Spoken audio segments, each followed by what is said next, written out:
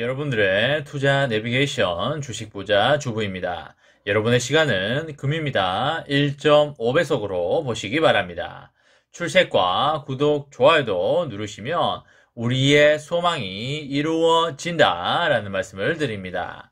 이번 시간에는 코스피 여기까지 하락 가능성 있다. 삼성전자 어떻게 되나 반드시 이렇게 하세요 라는 내용에 대해 이야기를 해보겠습니다. 여러분 수요일 오후 잘 보내고 계신가요? 오늘 하루도 거의 끝나가고 있는데요. 남은 하루도 잘 보내시기 바랍니다.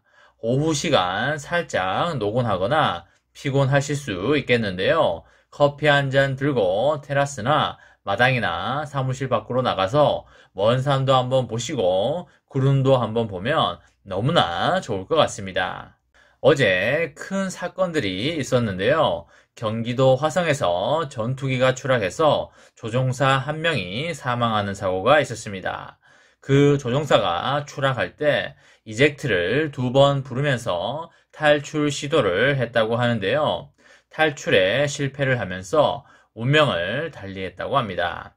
30대 대위라고 하던데 정말 꽃다운 나이에 안타까운 일이 발생이 됐습니다. 우리나라는 이런 낡은 전투기는 최대한 빨리 퇴역시켜야 되는 거 아닌가 이렇게 생각이 됩니다. 그리고 어제 광주의 아파트에 붕괴 사고가 있었는데요. 외벽이 무너지면서 6명이 실종이 됐다고 합니다. 정말 너무나 안타까운 상황이 아닐 수 없겠습니다. 빨리 시공하려다가 이런 사태가 발생이 된 걸로 보이는데요. 다시는 이런 일이 벌어지지 말아야겠습니다. 관련 기업의 주가도 14% 이상 폭락을 하고 있는데요. 이렇게 사업상의 문제가 생길 때 기업의 주가는 폭락을 하게 된다는 사실을 우리는 명심을 해야 할 것입니다. 오늘 코스피는 43포인트 오르면서 2969 수준을 달려주면서 상당히 좋은 모습을 보여주고 있는데요. 시총 상위 종목들도 거의 다 올라주는 모습을 보여주고 있기 때문에 오늘은 수급이 괜찮게 들어오고 있다고 보시면 되겠습니다.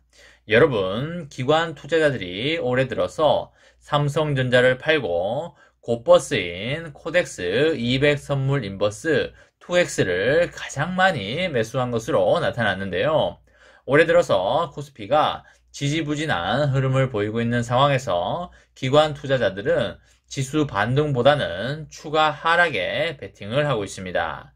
미국의 긴축 부담이 커질 것으로 보고 위험에 대비하고 있는 모습으로 그렇게 보여집니다.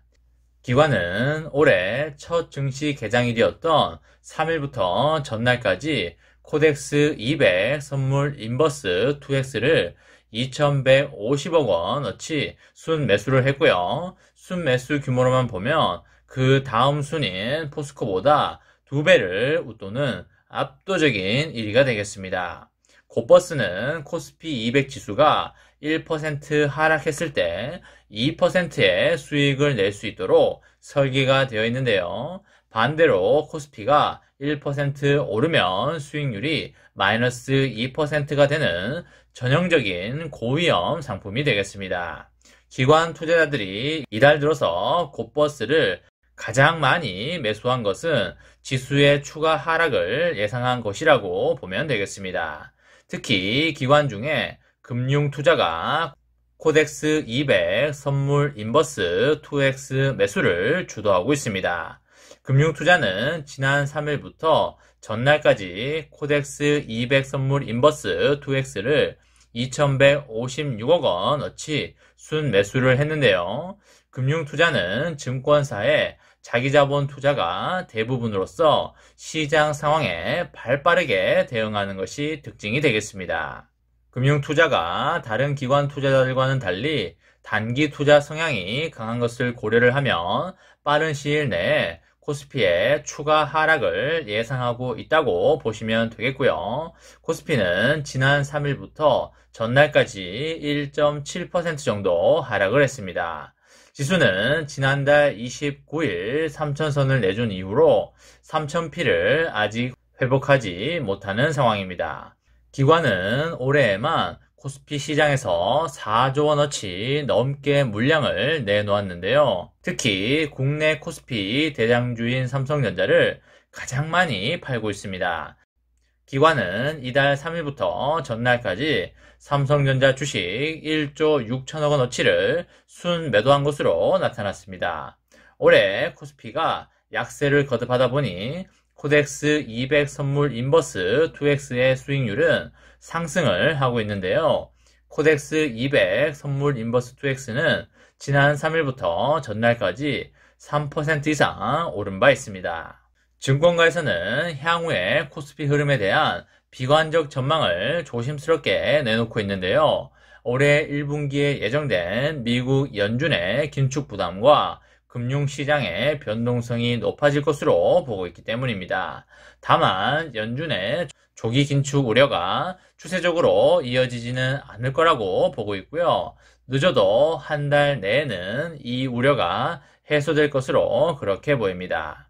테이퍼링과 금리 인상과는 달리 연준의 자산 축소는 유동성의 흡수를 의미하기 때문에 변동성의 확대 대비가 반드시 필요하겠고요.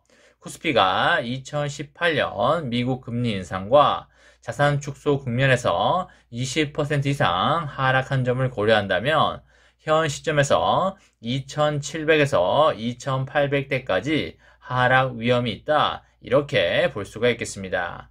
그리고 올해 성장률과 실적 예상치를 감안한 적정 수준을 감안한다면 추세적 하락 위험은 그렇게 높지는 않다, 이렇게 볼 수가 있겠습니다. 연준의 정책 정상화는 이미 작년부터 시장 참여자들이 대비해 왔던 것이지만 양적 완화 축소와 금리 인상, 양적 긴축 간의 시차가 과거 사이클에 비해서 짧아질 것이라는 우려가 불안의 원인이라고 보시면 되겠습니다. 3월의 금리 인상은 이제 기정사실화된 것으로 보이나 이후의 긴축의 속도는 지표에 따라서 변할 가능성을 열어두고 시장 대응에 나서는 것이 좋아 보이고요. 중앙은행의 긴축으로 실질 금리 반등세가 지속하면서 2개월, 3개월 정도 위험자산 전반이 어려운 시기를 겪을 수도 있겠습니다. 높은 인플레이션 압력이 장기화됨에 따라서 미국 연준의 조기 금리 인상과 양적 긴축 가능성이 대두되고 있다는 점은 금융시장 변동성 확대 요인이기 때문에 1월 말에 초대형 IPO 이벤트와 그리고 미국 연준의 올해 통화정책 기조가 발표가 되는 FOMC 회의를 앞두고 코스피 지수는 박스권 움직임을 보일 확률이 높다, 이렇게 볼 수가 있겠습니다. 삼전이 만약에 큰 변동성으로 인해서 주가가 많이 밀린다고 한다면 우리는 어떻게 해야 할까요? 그쵸, 바로 미리 준비해 놓고 있던 총알을 꺼내서 줍줍을 향해서 쏘시면 되겠습니다. 줍줍 찬스가 머지않아 올 수 있기 때문에 그때까지 많은 시드를 마련해 놓는 게 좋아 보인다는 말씀을 드립니다. 이번 시간에는 코스피 여기까지 하락 가능성 있다, 삼성전자 어떻게 되나 반드시 이렇게 하세요 라는 내용에 대해 이야기를 해보았습니다.